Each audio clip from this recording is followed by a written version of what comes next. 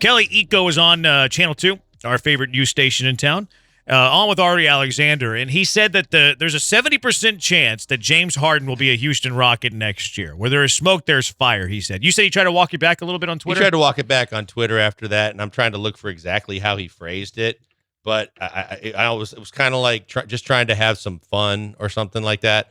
But look, I've told you this over and over again that there is a rumbling behind the scenes that regardless of who they get in the draft, that the Fertitta family is enamored with James Harden, and the thought of bringing him back and bringing butts in seats that they think would happen, and the fact that, they give everybody a chance to kind of resurrect what is a franchise down on its luck from a financial perspective, just based on the fact they're not selling tickets, they're not winning games, they're not, doing the things that they did for so long here.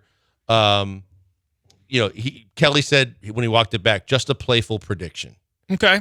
So we'll see. But I do know that behind the scenes, there is interest in James Harden. It depends on what price.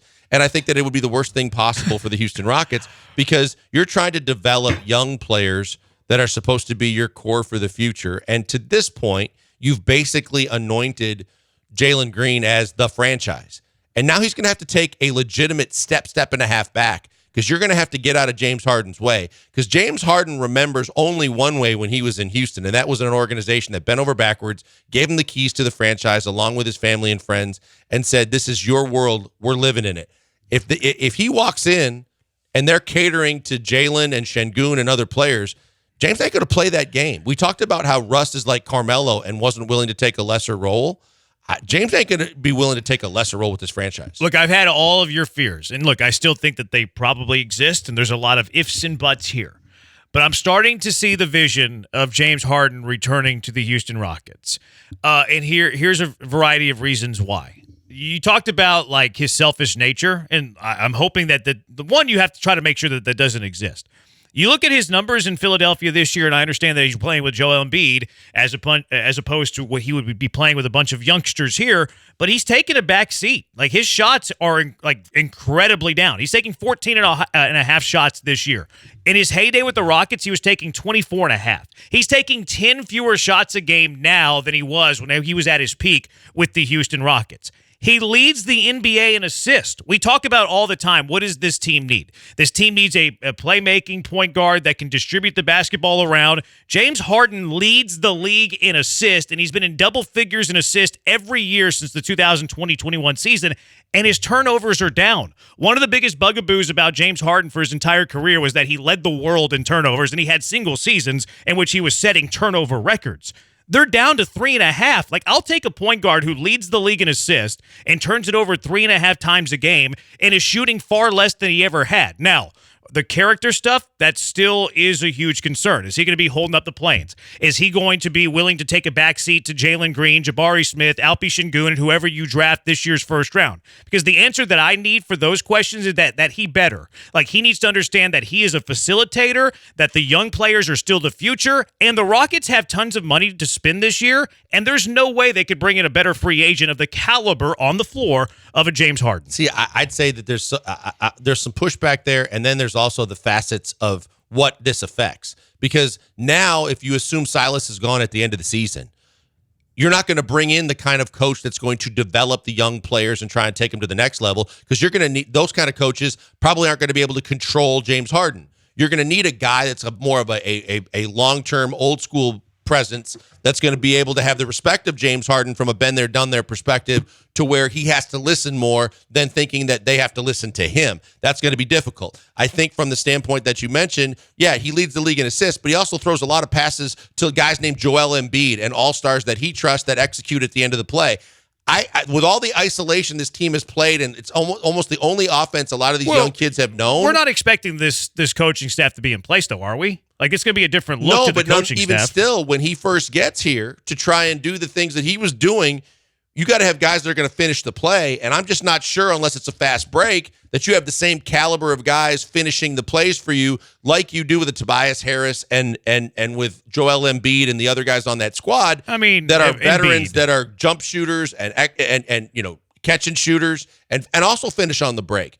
But I think the bigger picture is he could blow this thing all up and take it off the rails more so than the chances are that he's going to take you down the road and take you to the next level. It's not hard to trade James Harden, though. I mean, James Harden's been traded twice in the last 4 years. Depends on what price, Jeremy. If he's looking for max money because he thought he'd be under contract. Like you threw out the scenario that he blows this up, because that scenario does exist. I realize that. But if he comes in and it's like the opposite of how you envision, where, okay, like he's willing to get the youngsters involved. Okay, we are winning more games. Okay, he doesn't act like he did whenever he was in his late 20s. Now as somebody in their mid-30s, you're expecting that he would be, mature a bit from what you had him.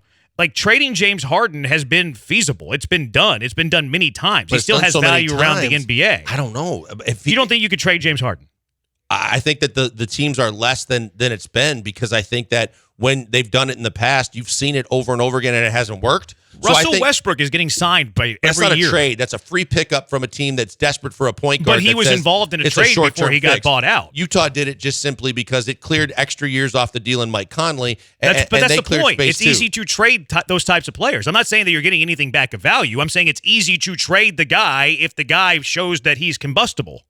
Okay, we'll see. I just think that he's been traded enough times that teams aren't going to want to touch him. Yeah, you're right. If it's just a dump out to try and unload multiple years that you still have locked into somebody else, sure, it's possible. But, I think that the damage done by the time he leaves might really set back the young players you have on this squad, and in fact, more layers than that with the rest of the organization. That's the due diligence that I would need to do. Like, I'm not to that point yet where it's like banging the drum, bring James Harden back. But there is a lot of the boxes that he checks. If you win the lotto for Victor, you need a point guard. We still need a point guard on this team. We've talked about how this team needs a veteran point guard presence. We've thrown out the name Chris Paul, et cetera, et cetera, et cetera. James Harden leads the league in assists. That's a box that I'm going to check in his favor. He's not somebody that demands the basketball as much as he used to, where the ball is always in his hands. Yes, he has Joel Embiid. That's a big difference. But he would have to come into town conceding that, hey, this is the young team now. This is about Jalen, Jabari, Alpi, Victor if you win the lottery.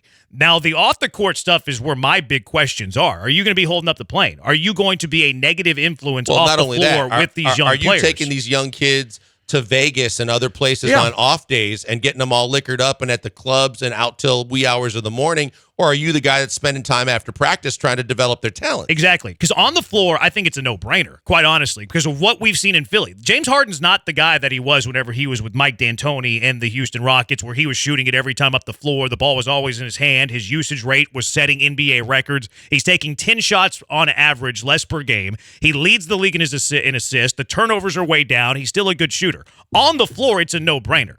The biggest concern is off the floor. What kind of role model are you for Jabari Smith, for Jalen Green, for Alpi Şengün, if you win the NBA draft lottery for Victor? So, like, on the floor, I think it's a slam dunk. Off the floor is where I need to do my due diligence to figure out if James Harden has matured from the James Harden we had here in Houston. And my pushback on the floor being a slam dunk is, you're right. You're going to have multiple conversations with James Harden to understand that he cannot deter the development of the younger players by commanding the ball and trying to go back to running the offense that they used to run when he was a different type player. If he wants to run and structure as a point guard an offense similar to what Philly runs, where you have other guys that you're going to and your job is to distribute to them before you shoot first, and you have to have it on multiple occasions because you got to be convinced, and it's going to take that so that you actually truly believe what he's telling you. He might blow smoke up your ass just to get the biggest contract he can get, but once he gets into the building again and the ink is dried, he might start just doing what he's normally done, which is, I'm a better player than anybody on the floor, and I'm going to shoot it and do my step backs and do the things that when my heyday here at the Houston Rockets that I did all the time, as opposed to what you had discussed, which is I'm going to get these young kids the ball. I'm going to teach them about winning. I'm going to teach them about today's NBA, and I'm going to try and get them to play the best basketball they can possibly play, which they haven't been doing. If I'm leaning one side or the other, the only reason why it makes sense to the Fertittas and the Rockets is because they're losing this whole franchise in terms of from a profitability standpoint. They can't sell tickets. They can't market anybody on this team yet. Joe's right. To some degree, the dunk contest last year took a whole lot of shine off of Jalen Green. Now, without Kevin Porter Jr., who's another one you're going to have to unload if you bring in Harden, because there's no room for him, and he's not going to tolerate taking back seats to multiple guys. But I think that from a profitability standpoint, you could find short-term return on this because of the fact that it would be someone and something that people could hang their hats on and want to go see again here in Houston. 713-780 ESPN. Does it make sense? Harden back to the Rockets.